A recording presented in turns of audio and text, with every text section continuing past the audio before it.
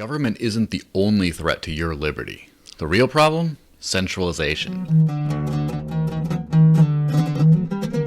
Okay, I know in liberty circles this could be a little bit of a controversial statement, but I stand by it and let me explain why. The biggest restrictor of liberty is obviously government. It's a group of people who have all the power and all the authority to do things by force, and with great power comes great corruptibility. And we've seen this constantly over and over whenever you have a government that gets big enough, even one by the people, of the people, whatever. Before you know it, starts restricting all kinds of liberties, bombing people, whatever, all kinds of nasty things. And so, of course, it's easy to say, well, if we have no government, we're going to be free. Everything's going to be great. The free market will decide, everything will sort out. And I think that that's a correct but incomplete answer.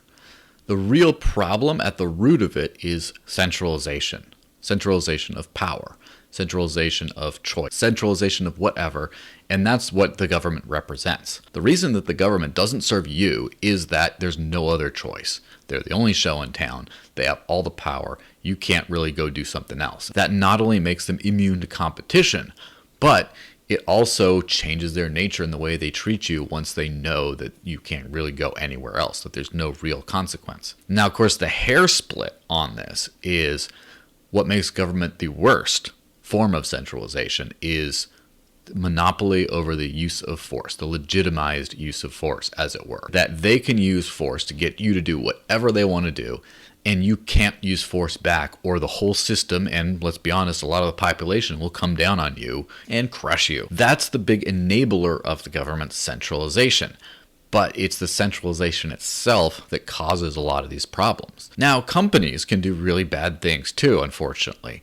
We've seen in recent times a bunch of social media networks and service providers and things like that have all come together to completely squash a certain group of people.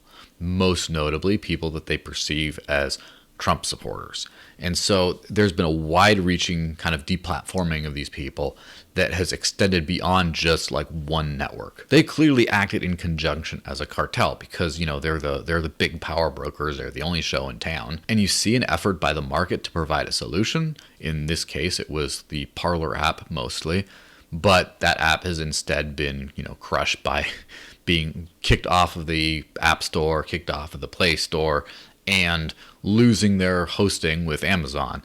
And basically, was it the government that told these companies to do this? Probably not. Again, we can't be for sure, but probably not. They acted on their own. Is it still a bad thing that limits people's liberty? Yes. Now, I know the whole let the market decide, do a different thing, which is true, by the way. This is the giant caveat when complaining about companies behaving in ways that crush our liberty, is that you usually have a chance to do something else. And of course, in the case of Twitter, for example, I know their stock has been plummeting since people have been migrating off the platform. Who knows if it'll bounce back or whatever.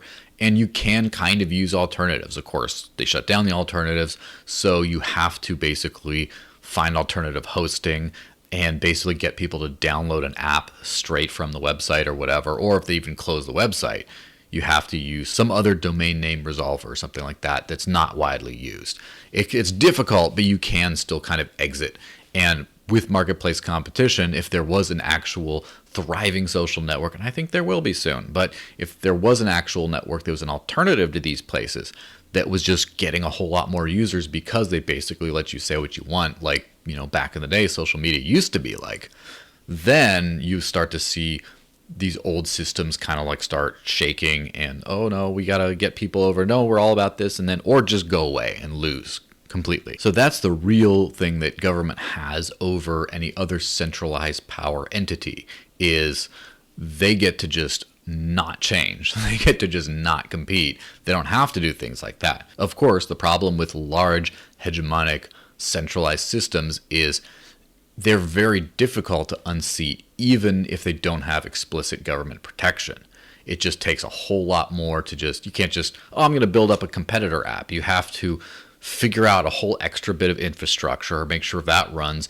You have to convince people to install an app that isn't in the App or Play Store. And it's just a very hard uphill battle just to provide an alternative, not even to win or compete on a serious way, just to have something else you can use. And of course, when you have a large centralized power structure, that starts to be threatened, you don't think that they're just going to play by the rules. They're not just going to be like, well, you know what, the market's out competing us, we'll be fine. First off, they're going to run straight to the government, and they're going to say, we need protection, we need to add all these regulations, and oh, censorship is horrible, so let's put these like public good laws in or something like that that secretly makes us fare a whole lot better than the competitors. And then you just use the government to squash the competition, even though it wasn't the government itself that maintained this initial cartel. It grew up organically. And let's not forget that although the government is the monopoly on the legitimate use of force, if you have a strong enough centralized entity that comes up in a free market environment,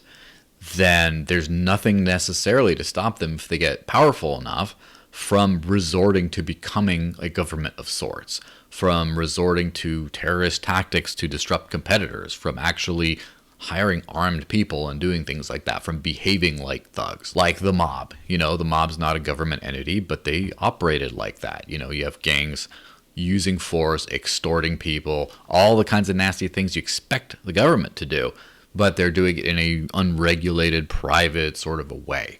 And I would argue, in so doing, becoming a form of government. Now, the worst time to fight a large tyrannical government is when it is a large tyrannical government. It's much better to restrict their powers when they're a small government. Or, in my opinion, better than even that is just not have a government at all. But that's still not quite enough. We can't keep on putting faith and effort into large centralized institutions, even though we like them or we like what they're doing now or whatever. We have to constantly be striving for decentralization. And so when you have these like large providers like, say, Amazon, or then you have Facebook and Twitter and things like that, we should not only be trying to get into competitors before those start trying to deplatform us, because it'll happen eventually, just what happens when they get big enough, but also work on things that are decentralized in architecture before we need them. So try to make the number one social media network something that runs on a decentralized, censorship-resistant network that you can't actually censor people on. And if that becomes number one, then what if they decide to, well, there's no they. They are powerless, even though the market creates the one industry leader there. In this case, the industry leader is powerless to actually behave in malicious ways. So remember, the worst form of centralization is, of course, an entity that has a legitimized use of force or any use of force to enforce its edicts. But the second worst is one that's centralized and is still powerful enough and large enough to make it extremely difficult to unseat. They're both not ideal, so we should strive against centralization in all forms. As always, decentralize all the things.